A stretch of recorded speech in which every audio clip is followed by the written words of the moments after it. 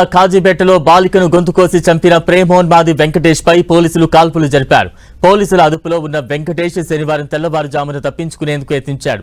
మైదుకూరు నుంచి వేరే ప్రాంతానికి తరలిస్తున్న సమయంలో ఇద్దరు కానిస్టేబుళ్లను గాయపరిచాడు. పారిపోతున్న నిందితుడిని అడ్డుకునేందుకు పోలీసులు గాల్లోకి 3 రౌండ్లు కాల్పులు జరిపారు. అయితే నిందితుడు ఎదురు తిరిగాడు. దీంతో అతడి కాళ్లపైకి పోలీసులు కాల్పులు జరిపారు. గాయపడిన నిందితుడిని కడప రిమ్స్ కు తరలించి చికిత్స అందిస్తున్నారు. కాజీపేట అగ్రహారం గ్రామానికి చెందిన శ్రీనివాసులు నాగమునెమ్మ దంపతుల కుమార్తె ఇంటర్ పూర్తి చేసింది. మండల పరిధిలోని ఆంజనేయ కొట్టాల గ్రామానికి చెందిన వెంకటేష్ కొంతకాలంగా ఆమెను ప్రేమ పేరుతో వేధిస్తున్నాడు.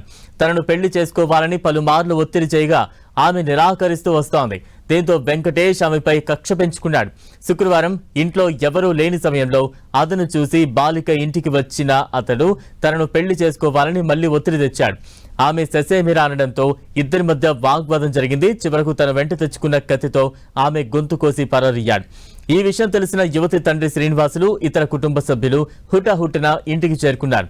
రక్తపు మడుగులో కొన ఊపిరితో కొట్టుమిట్టాడుతున్న కుమార్తెను తండ్రి శ్రీనివాసులు చేతుల్లో మోసుకుని వెళ్లి వాహనంలోకి చేర్చారు. ఆమెను కడప రిమ్స్ కు తరలించే ప్రయత్నం చేశారు. కొన ఊపిరితో ఉన్న ఆమె వెంకటేష్, ప్రవీణ్ల పేర్లను తన తండ్రి వద్ద ప్రస్తావించింది. మిగతా విషయాలు చెప్పడానికి ప్రయత్నించినా మాట్లాడలేకపోయింది. ఆమె మార్గ మధ్యలో చెన్నూరు వద్ద ప్రాణాలు విడిచింది.